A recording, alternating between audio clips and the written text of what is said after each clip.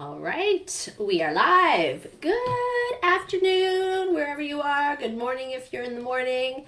Hope everybody is having a great day. Andrea O'Callahan here at the Happy Healthy Gut Club. And today we have a big topic. So settle in, grab a cup of tea or a glass of water or something like that, and sit back and relax. And we're going to get deep into stress today.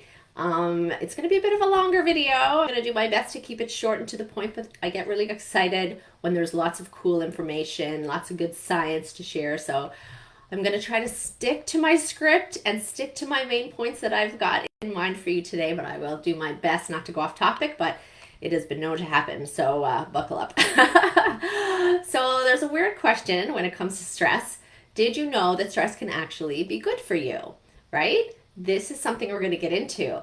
But first, if you're new in the group, I just want to say hello, welcome. My name is Andrea. I'm a registered holistic nutritionist and a gut health specialist. I have a background in naturopathic medicine, and I help high-achieving women like you improve your digestion and get to, the root cause of your gut issues, and help you get you back to living your best and most productive lives. So if that is the reason you're here, you are in the right place. I cover lots of topics on these live videos, but as you know, today is going to be stress. Stress is a factor that is huge for everyone, for every single one of us living on this planet, right? Pop it in the chat. Is stress a big factor in your life? Even if you're just watching the replay, right? Even if you're not here with me live right now, put it in the comments. I will come back, I will read all the comments, and I will reply to you. So put it in the chat. Is stress a big thing in your life? So even in small amounts, stress can actually be good for you, right? And I know that sounds a bit crazy, but the thing is, stress can motivate you, right? It can push you forward to new heights. It can boost your focus and even boost your energy. It can even make your body release hormones that can raise your performance mentally and physically. Hi, Laura. Nice to see you here. Yes, stress is in your life. Yeah. Welcome to our world, right? So in other words, we sort of need stress, right? It is sort of a driving factor and it can be a motivating factor in our lives. But without managing stress actively or having too much stress, it can be absolutely detrimental, right? Not only to our digestion, but to our overall health. That's when it can affect your gut, your microbiome, your brain, your mood, your metabolism, your sleep, and even more things, right? Even the development of chronic diseases. So today I'm going to talk to you about sort of two things, right? First of all, how stress impacts your gut. And second, what the types of stress are and the importance of recognizing them. So stress, anxiety, even unresolved trauma can have a significant impact on digestive health. So here's how they contribute to digestive issues based on scientific findings. That's kind of the first thing I want to get into. So I got to warn you, I'm going to get all sciencey here. I'm a bit of a geek. I really love this stuff. I love looking at research. I love looking at the facts behind things because there's so much misinformation out there. And I want to make sure this group is a place that you can go to get real hard facts and true information. So if anything I talk about over the next little while is confusing to you or unclear, if you have any questions or need like any kind of clarification, just pop it in the comments. And even if I don't address it right now in the live, I will get back to you with the answers. So first off, how stress and the emotions can affect the gut, So this is going to be, there's about 6 different ways, according to the research, that these things can impact our digestion. So the first is something called the gut-brain axis. This is a huge thing. The gut and the brain are really closely connected through this bidirectional communication network known as the gut-brain axis. This whole network involves 4 things, right? The gut-brain axis is made up of A, the central nervous system, and that's like your sympathetic nervous system and the parasympathetic nervous system. So you've got your stress response and then you've got your rest and digest. They're the 2 branches of the central nervous system, the main nervous system of the body, right? But also the gut-brain axis is made up of B, the enteric nervous system. This is a nervous system a lot of people aren't familiar with, right? And this is literally your second brain. It's the brain of the gut. And it's a complicated network of like millions of neurons that are located within the walls of the entire gut, from literally one end all the way down to the other. And this allows the gut to kind of function independently of the central nervous system. It's like a whole other nervous system, and it plays such a huge role in our gut health. Stress, for example, can decrease the function of this enteric nervous system. And when it does that, it can decrease its function in secreting the enzymes that we need for digestion. When you have less enzymes, you have less breakdown of your food, and then we have less nutrients available to absorb.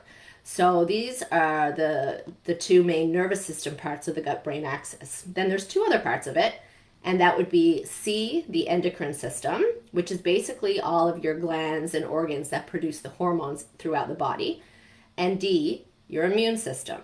So you've got the central nervous system, the enteric nervous system, the endocrine system, and the immune system. It's all these huge functions and systems in our body which make up that gut-brain axis. It's very complex, and it all works together as a whole to create, efficient digestion. And they all make up the gut-brain axis. But the point for today is knowing that emotions and stress can trigger actual physical responses in this axis and all the pieces of it. And conversely, it can affect your gut health, influence it, and also our emotional well-being, because there's so many things at play here. So then we have another way that stress can affect the gut is directly by the stress response. So we talked about how we have the central nervous system made up of the sympathetic and the parasympathetic. The sympathetic nervous system is fight or flight, right? And when the fight or flight response is triggered in response to stress or high emotional states, the body releases stress hormones like cortisol. You probably heard of it. And cortisol impacts the digestive system. High levels of cortisol can affect your stomach acid secretion, for example. They can affect your gut motility, right? Which is, kind of how the food is moved through the digestive system. Stress and cortisol can directly impact the microbiome and the types of microbes and the numbers of microbes that are in the microbiome, which we're going to come back to, so just pause on that one. The stress response, cortisol release, it can decrease blood flow to all the digestive organs because, think about it, right? It's kind of like an evolutionary thing. But back in the day, you'd see a tiger, on the horizon, and your body would immediately switch into the stress response, and it would shunt all the energy into, your muscles to get ready to run, and your heart and lungs to be really efficient in supporting your muscle function. Your pupils will dilate so you can see really clear. Your focus would narrow. All the energy in the body would be going towards this stress response to help you escape the tiger. But now, when we release cortisol in response to stress, like paying the bills, for example, or a problem at work or with our spouse, then we're still going into this physical stress response. The main point of what I want to talk to you here about is that when we're in the stress response and all the energy is going into it, there's no energy going into our digestive function. And all of this stuff just contributes to digestive problems, things like acid reflux, irritable bowel syndromes, even inflammatory bowel diseases like colitis, Crohn's, other things like that. So that old cortisol, even though it has a function, it can also do a lot of detrimental things in our body.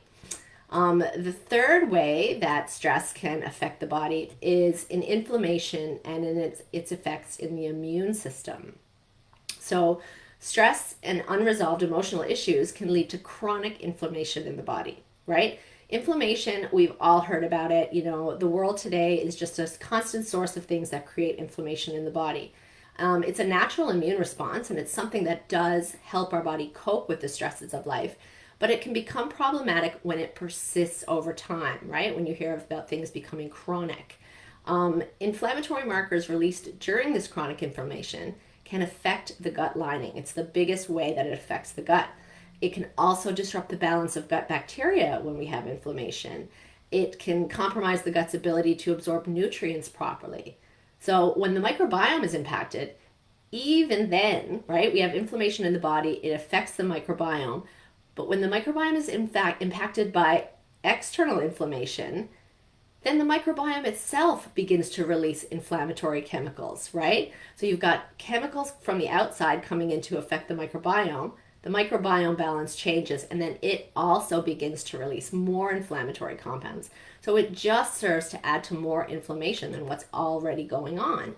And this imbalance is associated with conditions like leaky gut, right? those inflammatory chemicals damage the gut lining and really damage, this cell layer that lines our whole gut, and that contributes to a lot of different disorders.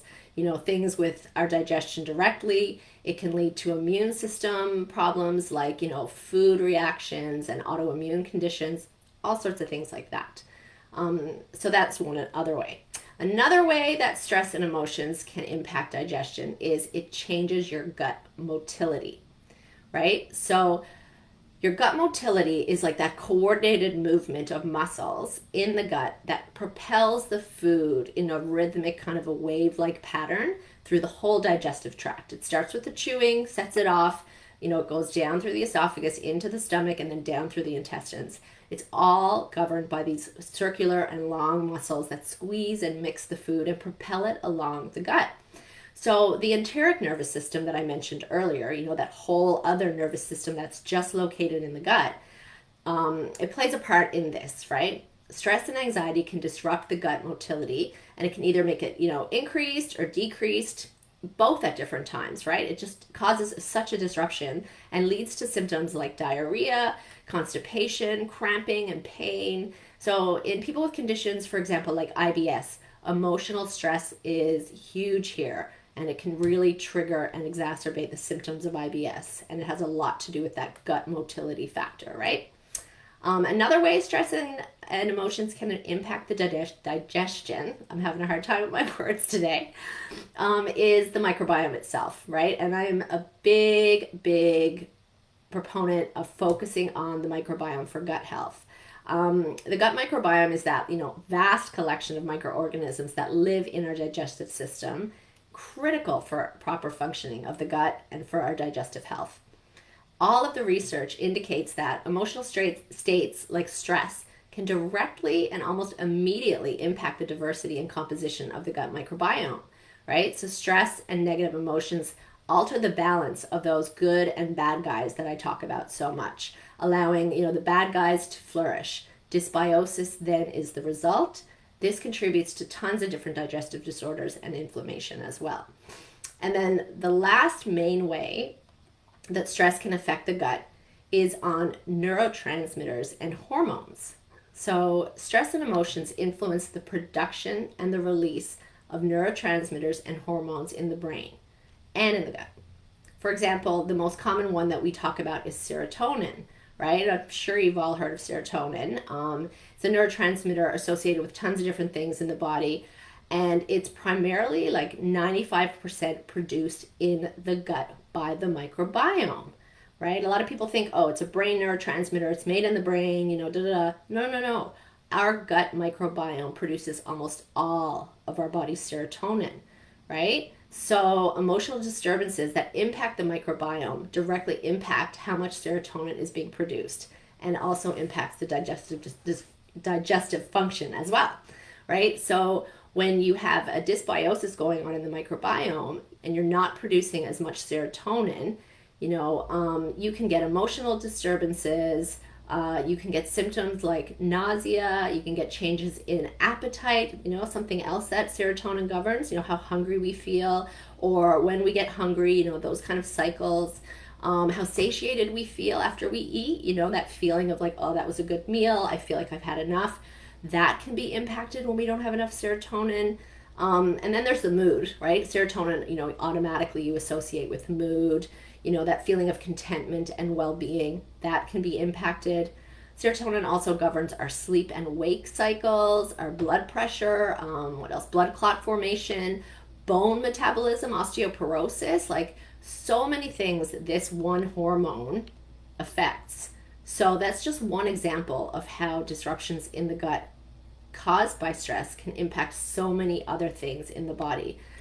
So there's a lot there, right? There's a lot of different reasons. And when talking about this, it's so important to recognize that stress is something that hugely impacts our gut and our digestion and how we feel day to day, right? And so that's why I'm always talking about, how important it is to have a plan in place to manage your stress, right? So let me know, do you have a plan? Do you feel like you manage your stress? Do you feel like it's something that plays a big role in how you feel day to day? Or do you think you're doing a good job of managing your stress, right? So important.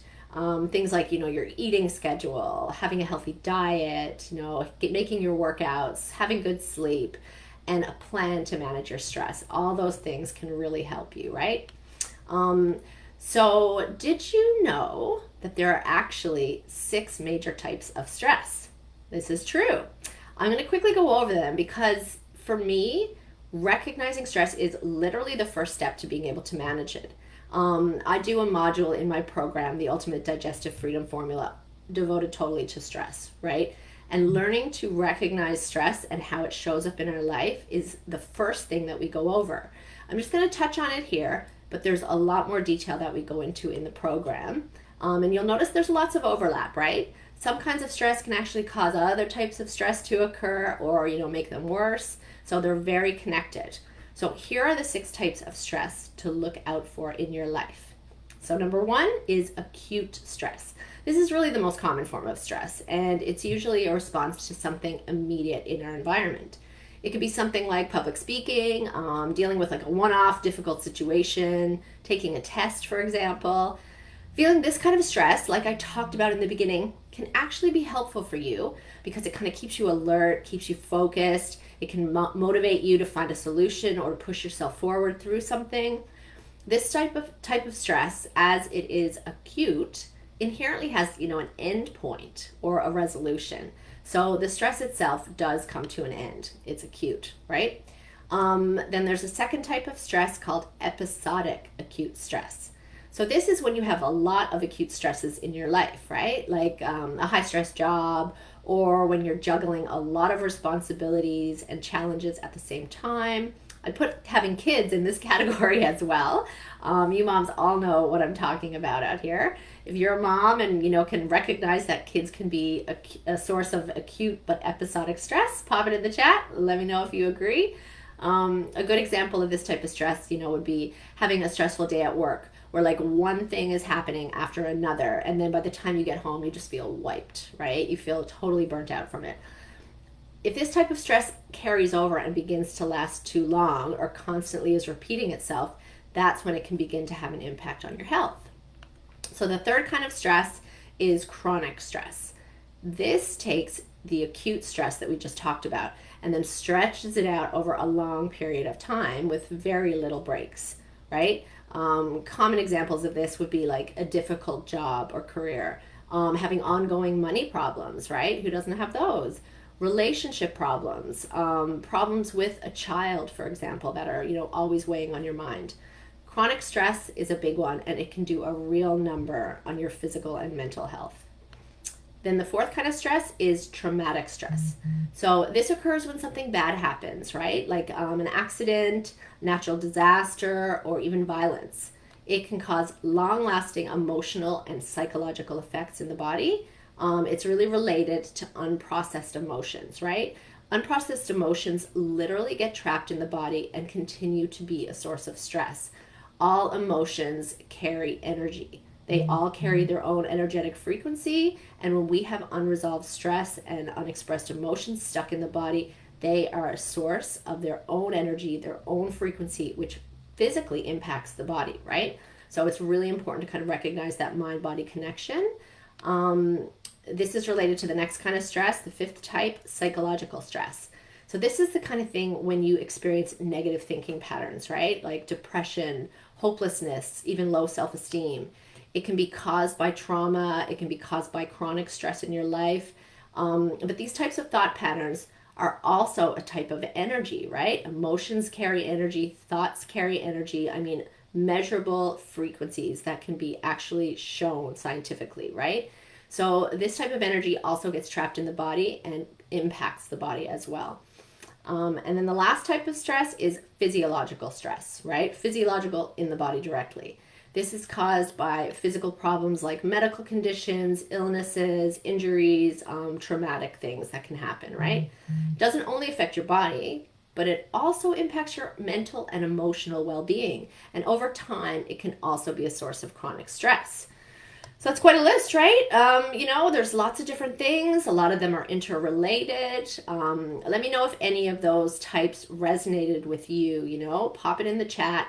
Let me know what are the kinds of stress that really are, playing a role in your life, or maybe all of them are, right? Let me know. I'd love to hear from you.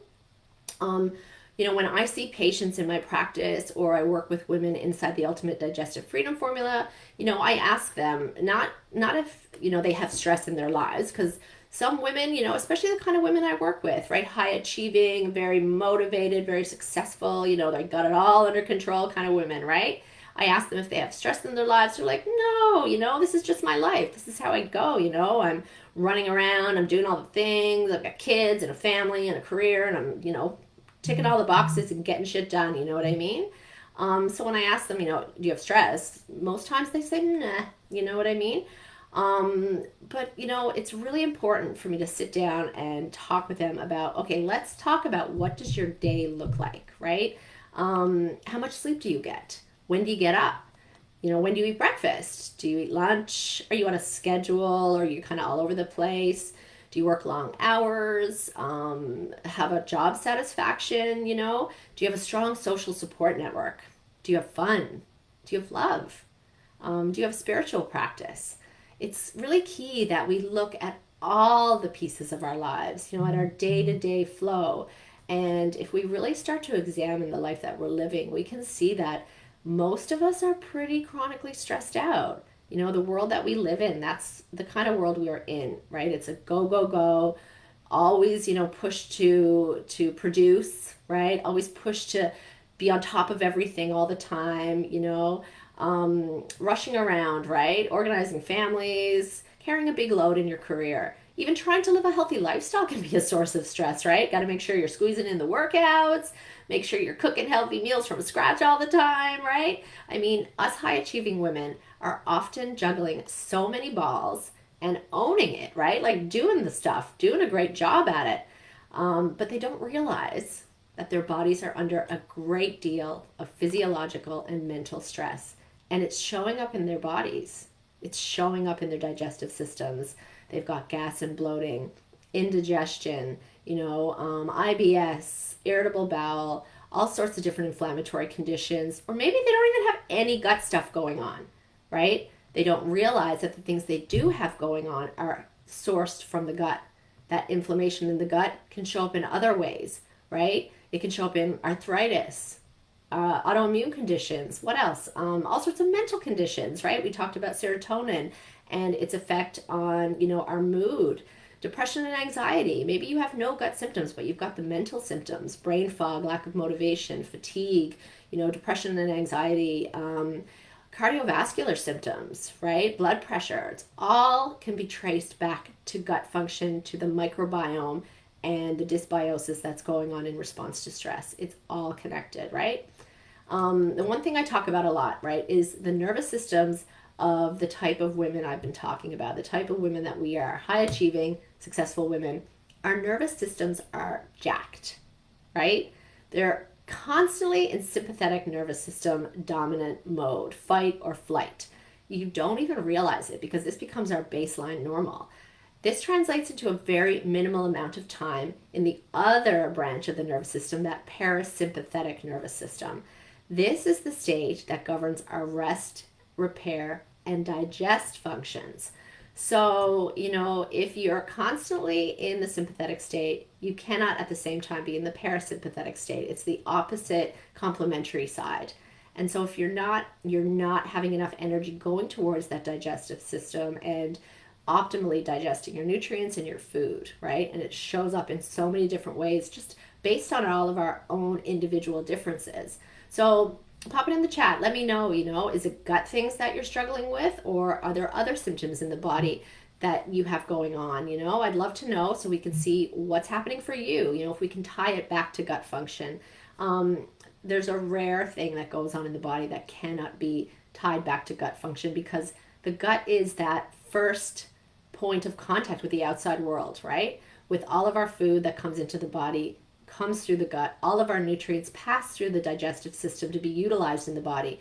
And any chronic diseases or conditions that show up are initially rooted in gut function and in microbiome balance, right? So, I mean, that's kind of why I do the work I do, because I see how supporting gut function is so key and instrumental and really the primary thing to look at when you have any kind of chronic condition.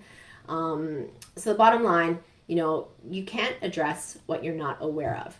So that's where you have to start. You have to really get into learning how to assess your life and bring awareness to how stress can be one of those big factors that impacts your digestion, your gut health, your microbiome, and then everything else, right? You do have the power to manage your stress and lead a happier, healthier life. Take some time to think about that. Not stress over it, just think about it. But think about the stresses that are in your life today, Do you have a plan in place to manage it? Right? It's really so worth including stress management in a gut health protocol. Also focusing on self-care, because this is another way that we can increase that resilience and support active stress management, right? Resilience is kind of the theme of the things I'm talking about today. And when you have good resilience, you're better able to withstand stress and its impact in the body, right? But two, active stress management and self-care, those two, they're not the same thing. This is a big piece of the work that we do inside the Ultimate Digestive Freedom Formula instead. We talk about self-care practices and how that's really important. Self-care increases our resilience and allows us to participate in the active stress management, but it's not the same thing. Active stress management is really incorporating practices in your life that improve your ability to absorb the stresses without it, derailing your health kind of thing, right? If you're interested in knowing more, about all of this stuff, the kind of work that I do, my own journey in gut health, in healing my own digestive system, the work I do with other women, then I am actually going to be offering my masterclass again at the end of the month. I try to offer it regularly because it's really the best, most concise way for me to, get that message out there. The masterclass is called The 5 Ways That I Achieve Freedom from Gas, Bloating, Indigestion, and Weight Gain Without Taking Meds, without going on a diet, without giving up the foods I love. So we're going to have it at the end of the month. In the training, I get more into, a lot of things, but I get more into stress, what you can do to minimize its impact on you, what I did, what I learned, and on your ability kind of to solve your gut problems and get to that place of digestive freedom. That's why I call my program the Ultimate Digestive Freedom Formula, right? Because when you don't have to be living life on the sidelines anymore because of your gut symptoms, it's digestive freedom. It's complete whole life freedom, really, right? And that freedom is really something that we all are looking for in our lives, right? So on the free training, we go over all sorts of things, right? We go over, how to end your embarrassing digestive symptoms for good so that you can really feel confident when you go, into the boardroom at work or in front of your colleagues, or in the bedroom with your spouse, or at the family reunion, or out with the girls, right? Whatever it is for you, wherever you want to show up, as your best self. Wearing what you want, not having to hide under baggy clothes that hide the bloat. Hey, Linda, great to see you here. So glad you could join. We go back into, a simple way that you can take back control over your body without having to take meds, without having to do these complicated diets that never really give you the lasting results anyway. We really talk a lot about food, right? We talk about the secret to getting your life back, right? With energy, with that motivation to stay productive, all the while looking and feeling your best, of course. And we talk about one of my favorite catchphrases, did you know it's not the food's fault? So this means that when you finally get rid of the real problem, food won't give you those terrible symptoms anymore, right? So there's a whole lot more stuff we go into. I really hope that you can join me. I always include a show up bonus on my free trainings. The one that I like to give out is called the Gut Healing Meal Plan. It's a $200 value, so it's no small gift. It's a program that I created designed to get your belly feeling beautiful, right? It's a 6-day meal plan. It's got a complete shopping list and a prep guide. It's really not to be missed, and it's my way of saying thanks for coming and joining me and giving me some of your time, right? So the training is completely free. It's virtual, so all you need, is a laptop or your computer. You'll be able to access it. So be sure to grab your seat. And even if you don't make it live, I will send the replay out to anybody who's registered that wants it, right? So get the link, register. It's going to be here in the comments. I'm going to be doing a lot of promo, about it, and more of the things I'm going to be covering coming up in the next week or two. So keep your eyes out for it. And I'll put the link to register here in the comments, like I said, as well. So thank you so much for watching. I hope that it wasn't too sciencey or complicated, but there's just so much, we can get into when it comes to stress and how it impacts our health and our digestion. And it's a topic that's so interesting to me, So post in the comments, let me know, what you found helpful, what you found interesting, something new that you learned, or maybe some more questions that it's, kind of spurred for you. Let me know. I'd love to hear from you. And I will be back next week with lots more videos and lots more information for you. So until then, take care and have a great weekend.